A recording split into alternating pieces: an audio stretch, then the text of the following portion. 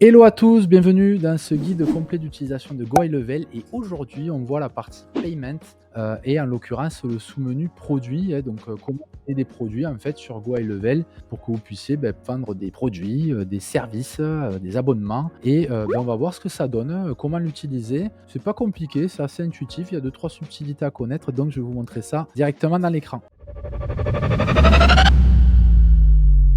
Alors, ça se passe bien sûr dans le menu Payment, rubrique Product. Donc, si vous avez traduit GoHighLevel en français, vous aurez peut-être paiement et produits, bien sûr. Et donc, qu'est-ce qu'on a là-dedans? Bon, déjà, on peut cliquer sur Créer un produit pour voir qu'est-ce qu'il nous propose. Et on va rentrer dans le détail. Donc, le nom du produit, choisissez-le bien parce que quand il est choisi, il est choisi. Donc voilà, on va mettre produit démo. Produit démo. Démo et voilà, choisissez un nom de produit, champ obligatoire bien sûr. Ça, c'est un descriptif qui vous est destiné pour avoir une petite, explication, facultative, hein, mais voilà, ça peut vous aider à vous rappeler ce que vous mettez là-dedans. Ensuite, le type du produit, il y en a plusieurs, hein, les physiques, hein, produits physiques, digitaux, produits digitaux et un service.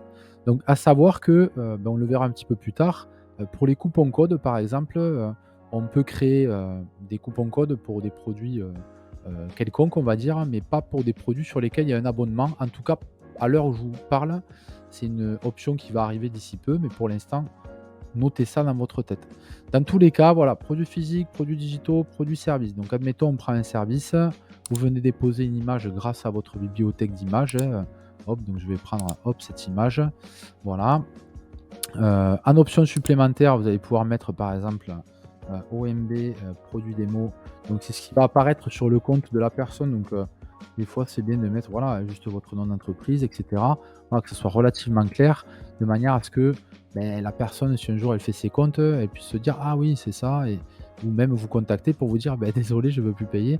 Mais voilà, pour être réglo, choisissez une description, pour le compte qui est relativement, simple et qui vous identifie.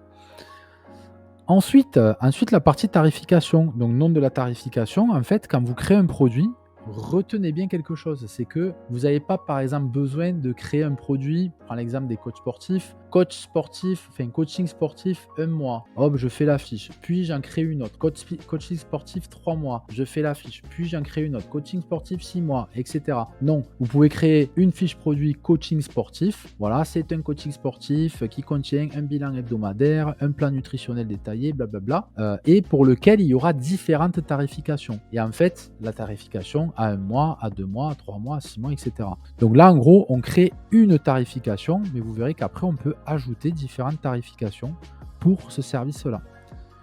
Donc là, je vais mettre par exemple, donc produit démo, donc on imagine que c'est un coaching, pack, mensuel, voilà, pack, one shot, pack mensuel.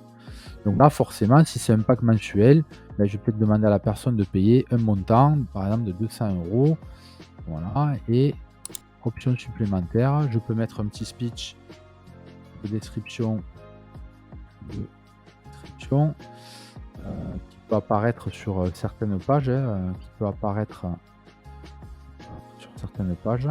Voilà et éventuellement, vous pouvez relier ce paiement-là à une offre d'adhésion, donc en l'occurrence à une offre membership, une offre plateforme vidéo, une offre plateforme de formation et c'est à peu près ce que ça veut dire. Donc par exemple, quelqu'un qui a acheté un coaching, il peut se retrouver avec, un plan avec vous, un rendez-vous avec vous toutes les semaines, un plan nutritionnel et cetera.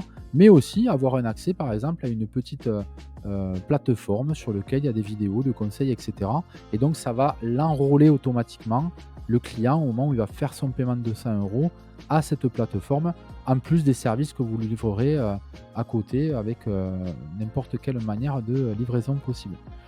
Donc là, on fait par exemple créer et donc on aura une première tarification pour ce service qui va être créé.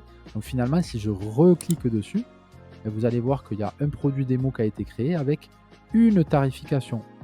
Et donc là, je peux créer d'autres tarifications. Voilà, c'est la petite subtilité du jour. Et il y en a qui vont peut-être me dire: «Ah ouais, exact, super». C'est super, c'est sympa.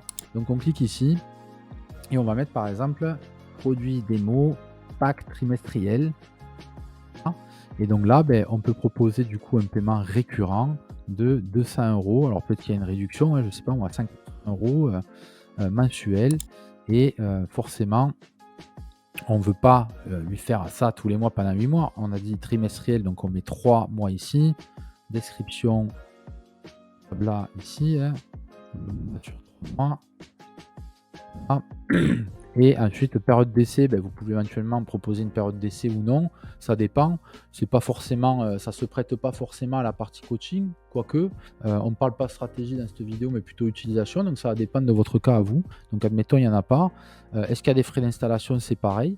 Moi, je pourrais dire, par exemple, pour le logiciel, OK, il y a une période d'essai de 30 jours et il y a des frais d'installation, pourquoi pas, pour, ceux qui veulent faire une migration de, 200 et quelques euros pour migrer leur tunnel d'ailleurs.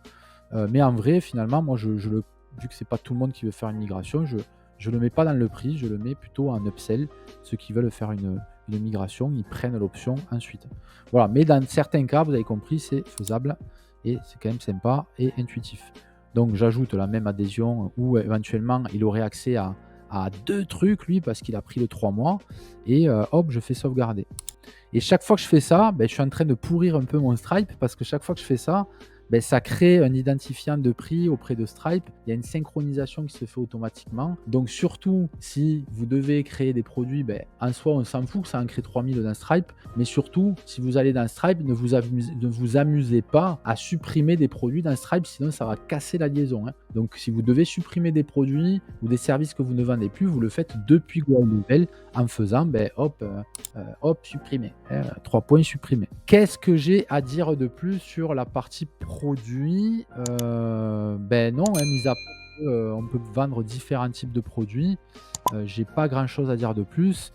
Si j'ai oublié quelque chose, bien sûr, vous me le faites savoir en commentaire ou sur le groupe Facebook ou pendant les classrooms et je viendrai compléter en faisant une petite vidéo. Voilà, j'aurai juste une autre tenue, une autre casquette, mais en soi, je viendrai ajouter l'information. Voilà, sur ce, je vous dis à très bientôt.